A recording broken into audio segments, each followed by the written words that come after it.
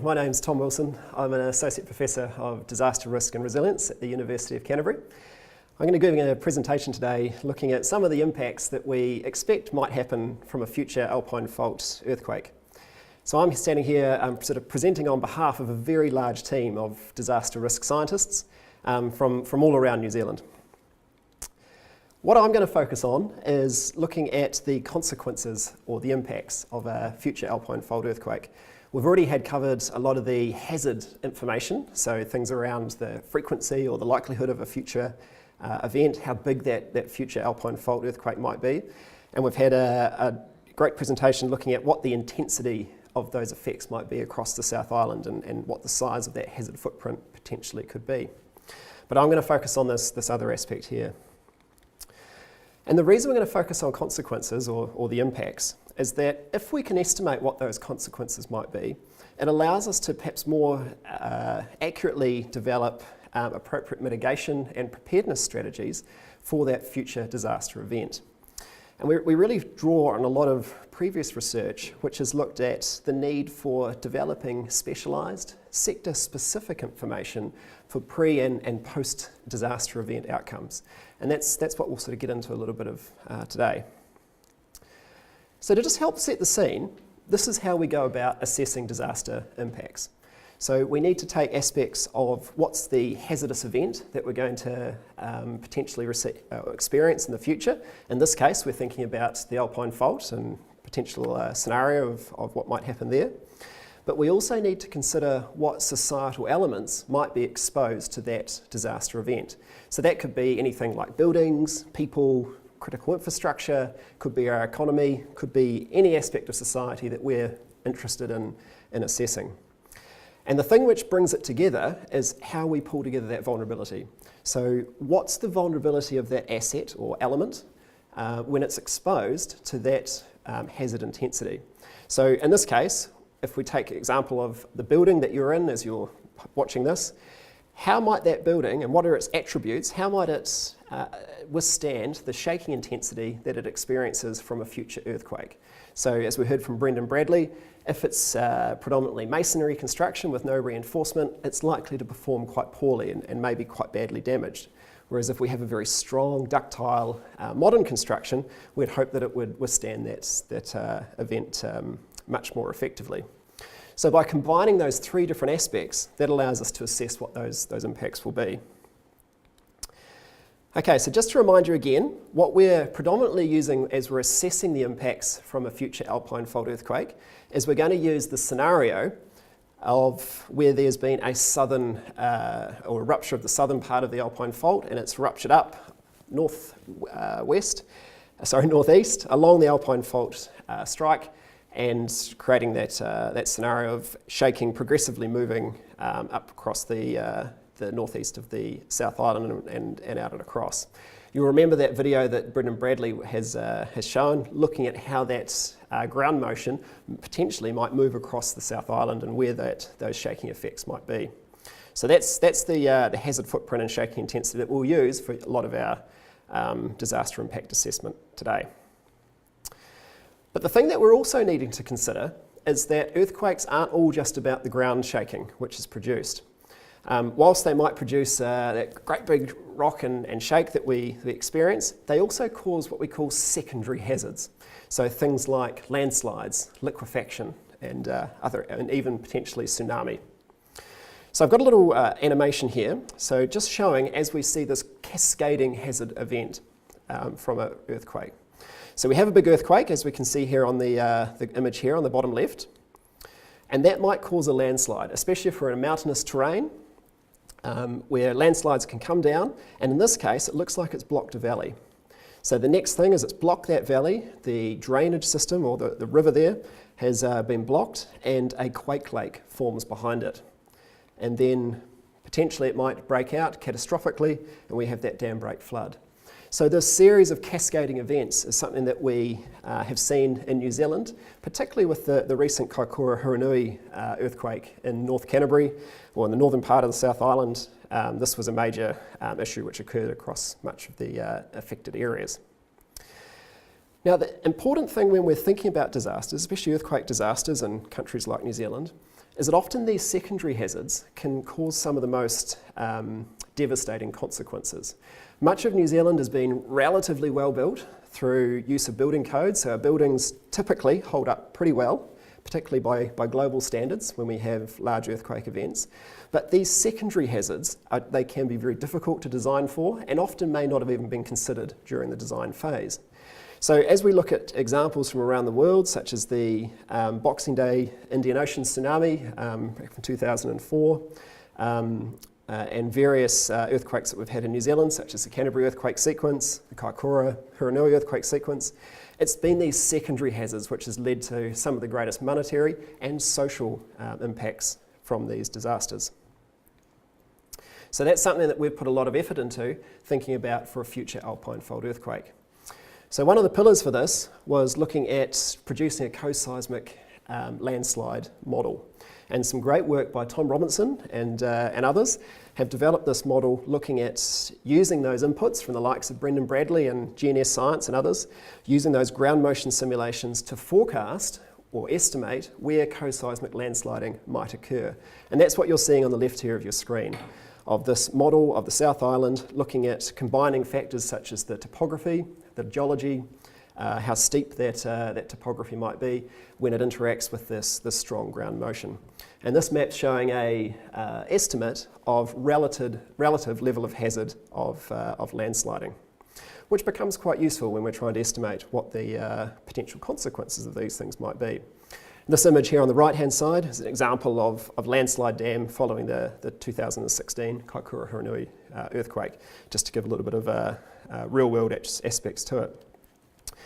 So these are things that, particularly the co-seismic landslides, these are things which we worry about considerably in the immediate aftermath of an earthquake event, particularly in a mountainous terrain like much of the South Island is with our beautiful Southern Alps.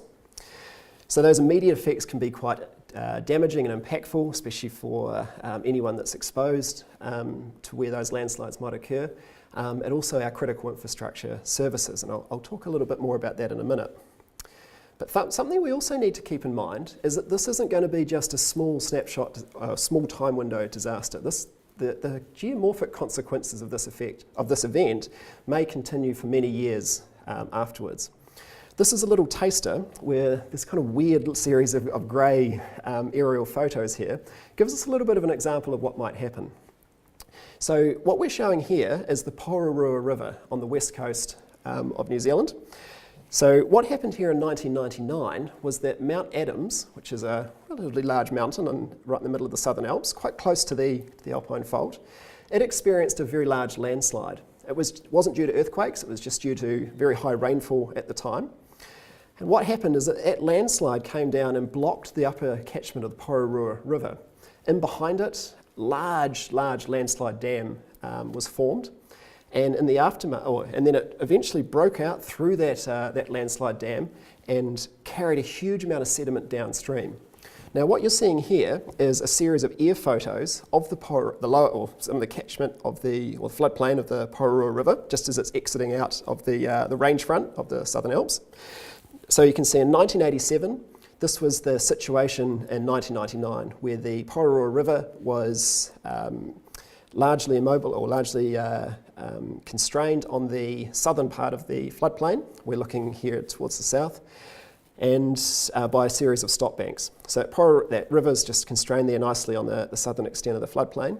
But after that breakout in 1999, we can see this air photo from 2001 that a huge amount of sediment has been brought down. The river has avulsed or broken out of those stop banks, out of that active channel, and has spread out across its floodplain. And as we look through 2002 and down to 2005, we can see progressively more and more of that floodplain has been inundated and covered by that new active channel and flood channels of the river. And a large amount of sediment has been distributed across. This had severe consequences for the farm that was operating in that location. It was a beautiful, high productivity pastoral farm, very fertile soils. And of course, any potential implications for critical infrastructure downstream as well, for bridges or that sort of thing. So that's a little bit of a snapshot of what we might potentially see on quite a grand scale after a future Alpine Fault earthquake. We may have these types of landslides blocking catchments or river systems across much of the Southern Alps, both on the west and eastern side. Something really potentially to consider. Okay, so coming back to our disaster impact assessment model, now we need to think about what's exposed. So one of the things which we're most interested in, or a critical aspect, is our essential infrastructure systems. So our state highways are crucial for modern operation of society. In the South Island in particular, they're used for general access, obviously, but particularly important for our main industry with tourism and agriculture, with dairy farming, pastoral farming and so on, and even our mining industries across on the west coast, and particularly getting that product across to the east coast deep water ports. Electricity or electrical power, of course, is important for everybody. And with much of New Zealand's hydroelectric power generation based down in the southern part of the South Island, moving that energy up towards the north, of course, is an important part of that grid. Much of those, the tourism, dairy and mining, worth a large component of New Zealand's GDP. Now the problem with our long skinny island, with the South Island, is that these networks are also long and skinny. There's very little redundancy for both our state highway networks and for our electrical networks as well, especially the big transmission networks.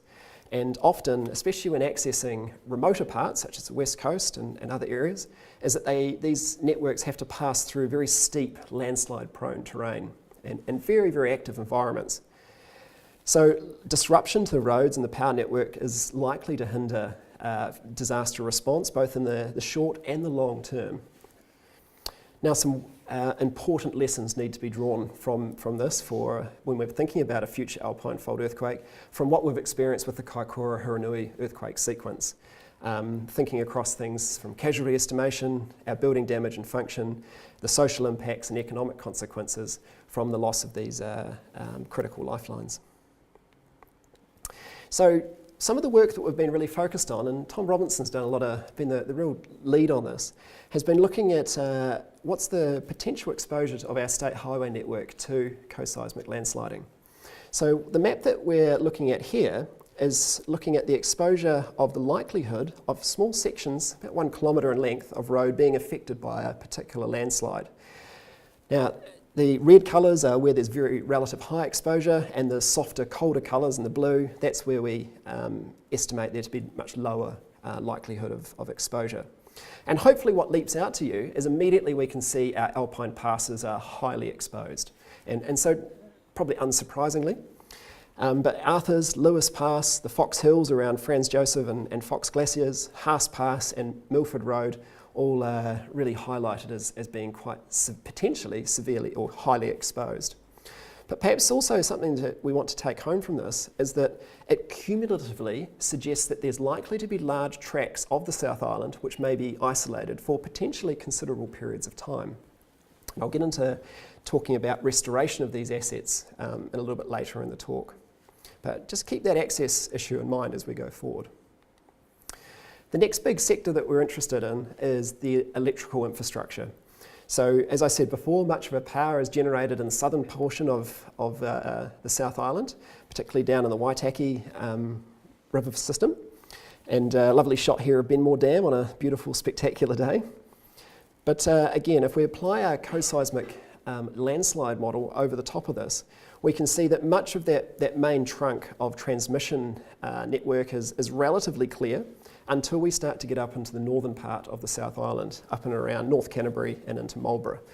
And so it has important implications in terms of our ability to move electricity towards the North Island, but also to receive electricity from the North Island towards the south if we were to have disruption in the southern parts. I'd also draw your attention, looking at this map, to, again, the relatively high exposure to those transmission lines leading into the west coast. So again, we might potentially have tracts of the South Island which might be without power, potentially for large periods of time, as these landslides potentially impact pylons and poles, and the ground shaking or the landslides may impact some of our transformers, leading to network outages. As we've heard from from Caroline with some other presentation, A substantial concern is with our hydroelectric power dams is when they do receive a large shake, is that they do automatically shut down, looking for to protect the asset, hopefully, and checks and bits and pieces will need to be required afterwards. But progressively being able to restart those dams, particularly if many of those dams have an inability to restart themselves, may be a challenge in the aftermath of a large regional earthquake such as an Alpine Fault.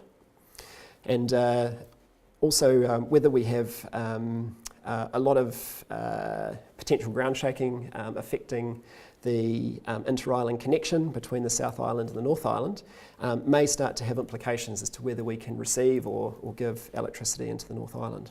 So potential few issues with our electricity network there. And the third one which we wanted to concentrate on here was the importance of our telecommunications network. So much of our telecommunications network is either in our buried cables or with our cellular network with our transmission stations scattered across the South Island. Telecommunications are increasingly important in our post-disaster response coordination. Huge amount of reliance being able to share information through those potential networks, but increasingly the expectation from society to have access to telecommunications in that post-disaster context is growing with every event that we observe. And so the ability for community well-being to be fostered and enhanced is an important dimension to consider here as well. What we're concerned about with the loss of electrical supply to parts of the South Island and potentially on a grand regional scale will also be that loss of telecommunications equipment, where they're reliant on electricity to operate. And so combined with the loss of, or potential loss of our transportation network, is we may not be able to provide those sites with electrical supply and then may not be able to access them with generators and fuel to power those generators. And potentially, well, that's sort of estimated to be one of the largest impacts that we might see for the telecommunications sector. So a few challenges to work through there.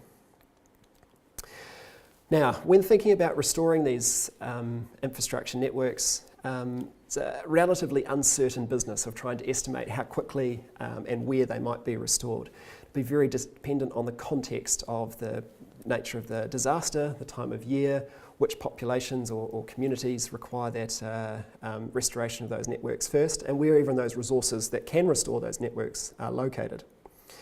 But I think it's certainly, as we've been discussing with a lot of the infrastructure managers and civil defence professionals, is that restoration of the highways, telecommunications and electricity networks will be a top priority in the aftermath of a disaster like this. But the challenge that we are faced with is the likes of the ongoing aftershock sequence, ongoing landslides which might occur, particularly in areas such as Arthur's Pass. And so that may make some areas particularly dangerous and challenging to restore those networks for months to potentially even years in some cases. The 2016 Kaikoura-Haranui earthquake and the restoration of the state highway network and rail networks have provided essential examples of this. But again, likely to see tens to hundreds of similar landslides in the Alpine passes. And if you can think from the perspective of that coastal stretch on the Kaikoura, just north of Kaikoura or around Kaikoura, as those transport networks were impacted, they only had one mountain set on them, whereas in our Alpine passes we have steep terrain on both sides.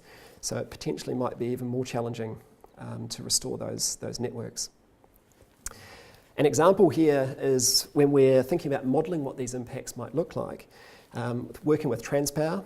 It takes around about 2 days to restore a single pylon that has been damaged or destroyed. One of the preconditions there is safe ground access is required first, and depending on which sort of modelling that you want to look at, we'd estimate around about 30 pylons may potentially be damaged or destroyed in Arthur's Pass alone from co-seismic landslides. So using that equation, it could be up to a year before that power line through Arthur's Pass may be restored. So just working through the practicalities of restoring these assets may be quite a considerable task. Moving on to casualty and welfare impacts. An event like this, unfortunately, is likely to cause casualties, where we may sustain deaths and injuries, and also lead to a range of potential welfare impacts, both immediately and also in the longer term. The impacts are likely to be dependent on a range of factors, and one of the areas which can inform us a lot with this is the recent experience from the Canterbury earthquake sequence and the Kaikoura-Hurunui earthquake experience of looking at what type of communities were affected, the time of day, and so on. So we know the characteristics of the earthquake will be important. It's a primary driver of where the hazard footprint might be, what shaking intensities might be exposed, and that's something that we as a society, we can't really control that. But what we can control is what assets or what elements are exposed, or what people and communities are exposed, and particularly what's their vulnerability. So we know that things like the time of day of the earthquake will be an important determinant on what impacts occur to people, the time of year, and particularly what buildings they are in or nearby.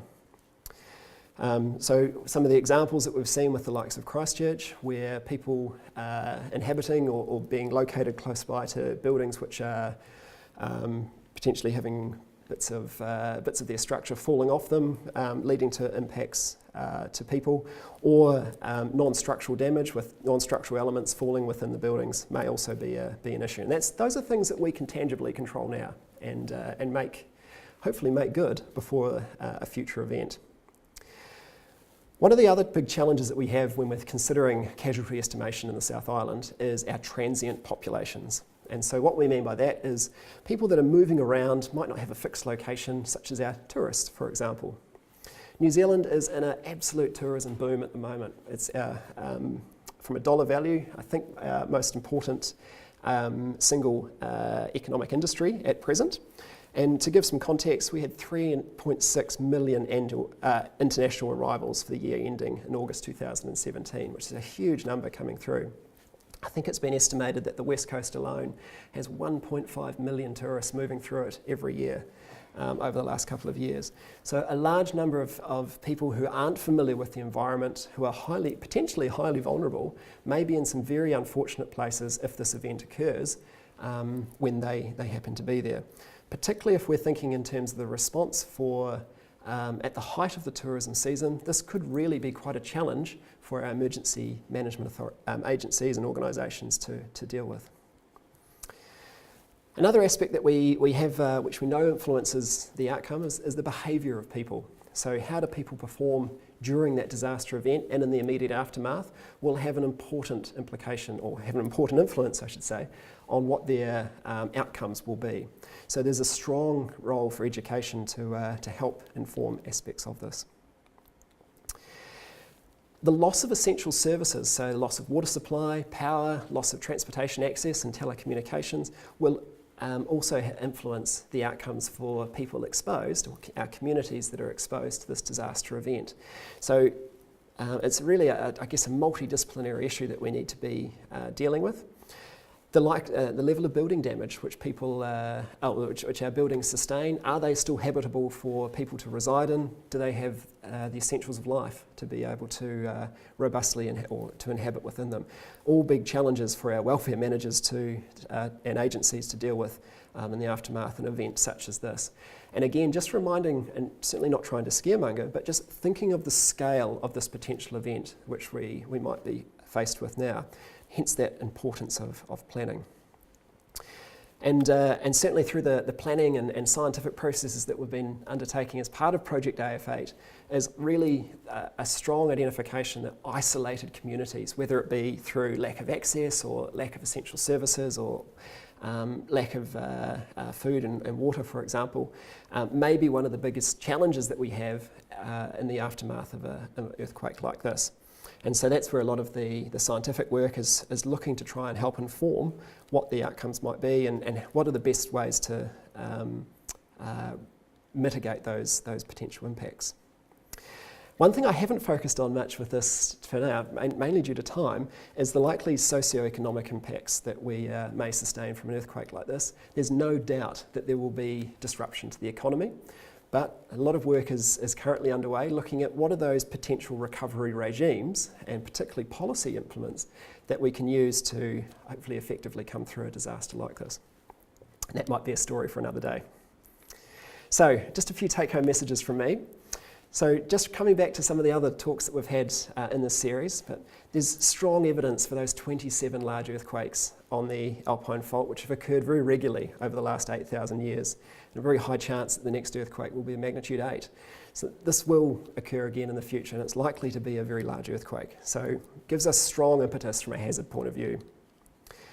There's likely to be widespread secondary hazards. We've seen that from the Kaikoura-Huranui earthquake sequence, which is a very good analogy for what we might see in the future. This should provide us with some essential lessons going forward. There are likely to be issues both in the immediacy of the event and in the long-term aftermath. The effects will extend across the South Island and potentially into the lower North Island. So this will be something that the nation of New Zealand needs to consider very strongly. Potentially, there will be extended periods where many communities, and sometimes very large communities, will be without essential services. We must plan for that and look to reduce those effects as much as possible. There is likely to be casualties, but anything that we can do now, particularly through education, through building codes and so on, will stand us in good stead. So the opportunity is now to make those changes, and especially considering what are we going to do with those vulnerable transient populations in those isolated areas. Many areas are likely to be isolated for potentially long periods of time, and they will be dealing with various challenges themselves. How can we empower them to most effectively respond? How can they be equipped with the tools, the resources and the knowledge to most effectively operate in that new reality that they'll be faced with? But if nothing else that you've taken from this series of talks is that an Alpine Fault earthquake will happen again, and potentially the consequences will be quite challenging. So preparation now is absolutely key. Thank you so much for your interest, and if you've got any questions, I'd be very happy to entertain them.